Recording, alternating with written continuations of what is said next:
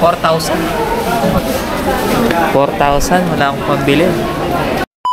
Dahil nga wala ng bagyo, nag-decide kami pumunta muna dito sa mall. Ngayon pa lang kasi sumikat si Haring Araw. Ito yung chance ng mga bata para mabili nila yung gusto nilang bilhin dito sa mall. Kasi nag-ipon daw sila para sa bibilhin nila ngayon. Pero ako guys, wala akong ipon ngayon. Sisingit lang ako mamaya kung madidiskartehan ko si Mrs.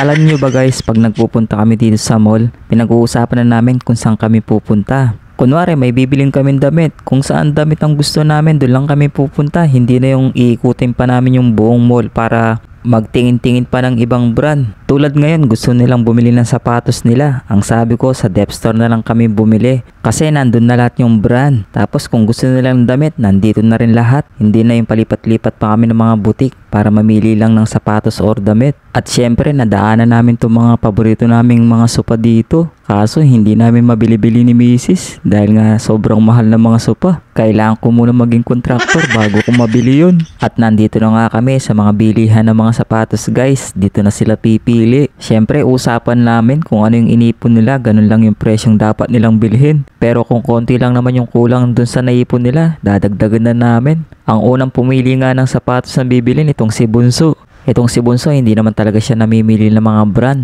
Basta nagustuhan niya yung design or yung kulay, yun na yung bibilhin niya. Tapos titingnan lang niya yung price. Pag kaya niya, bibili niya talaga yan. Dito talaga kami namimili ng sapatos para isahan na lang. Depende na lang talaga. Pag wala kaming size na napili dito, doon kami pupunta ng butik. Sasabihin naman nila kung meron silang stock doon sa butik nila. At eto na nga guys, may napili na si Bunso at itatry na niya kung sakto sa kanya yung size na sinuot niya. Kami talaga pag may binibili, pag nahawakan na namin, yun na talaga yung gusto namin bilhin.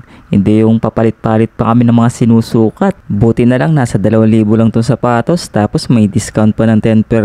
Yung panganay naman namin yung pipili ngayon at ito na nga yung nahawakan niya. Sigurado yan na rin yung bibilhin niya at hindi na siya maghanap pa ng ibang disenyo.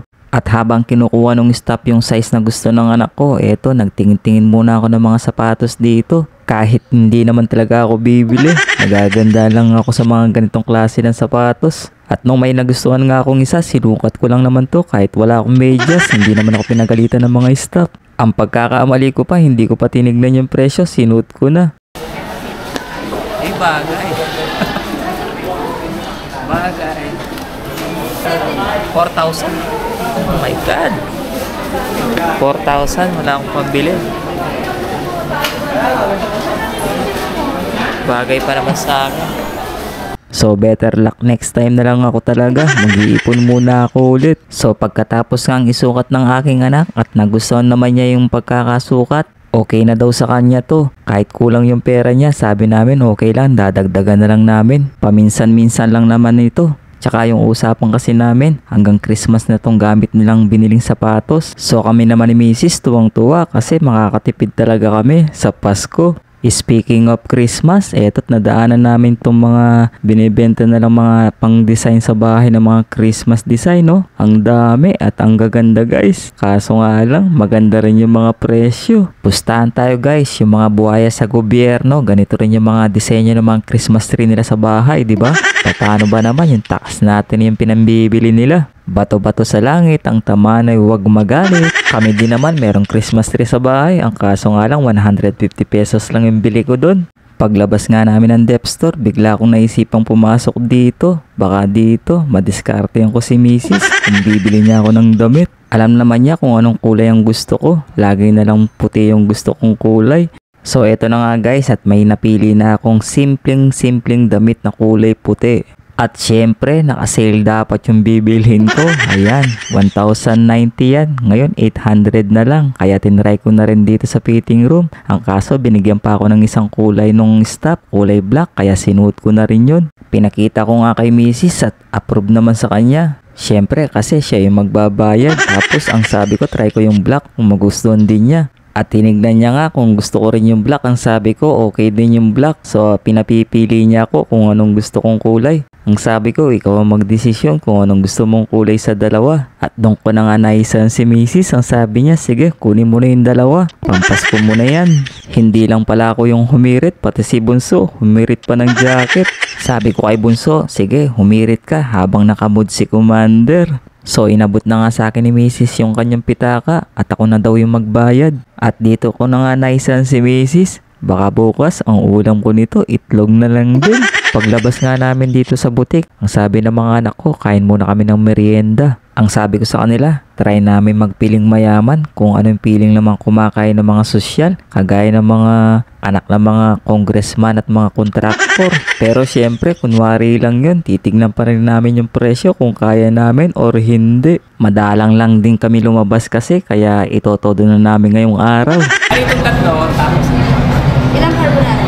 isa lang. Yung 169 na. Nakamig pizza nila. Okay na?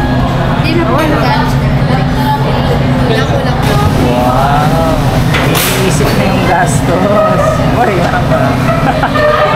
So ganito lang pala yung kinakain ng mga mayamang guys, yung pakonti-konti lang yung nasa plato.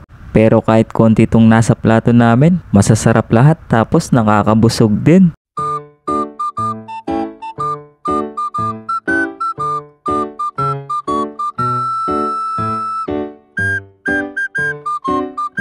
So eto na nga guys yung bill, binigay na sa amin. The moment of truth. Magkano kaya yung bill namin? 9.5. 9.5? Hindi mo niya sa... Open pa. 908. At ayun na nga guys, yung bill namin 900 pesos. Buti na lang at hindi lumagpas ng 1,000. Ang hirap kayang kitain ng 1,000 sa isang araw. Pero kung paminsan-minsan lang naman kayo lalabas ng pamilya mo at kakain sa mga ganitong klase ng restaurant, okay lang yung 1,000. Basta, wag lang galing sa nakaw yung pambibili nyo or pambabayad.